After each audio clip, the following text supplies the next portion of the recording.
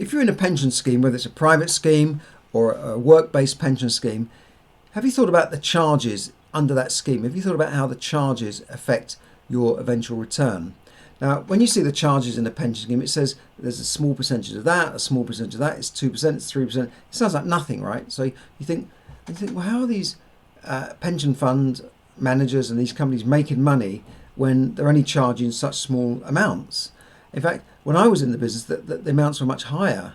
They used to take something like the first year's contribution would just go out in to charges and commissions. Now it's a bit different to that. It's much lower.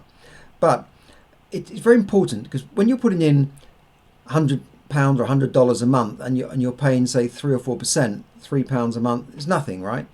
But when that fund is accumulated, that it's a percentage of the fund, and this is how they make their money. Because if you go into any big city, you see the biggest buildings are your banks that have little charges, recurring charges, recurring income, right?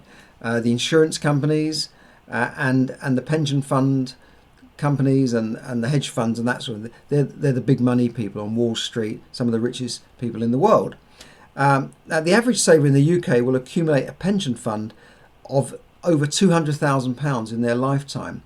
So the charges are very important. So if you choose a scheme where the fund charges are 0.4% compared to a fund charging 0.75%, so it's not a lot of difference, a difference of 0.35%, not even a percentage point, right? You know what the differences will be in your eventual fund.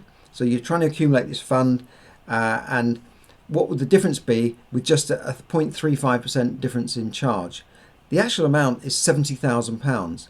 So by paying a higher charge on your pension scheme could affect your fund by £70,000.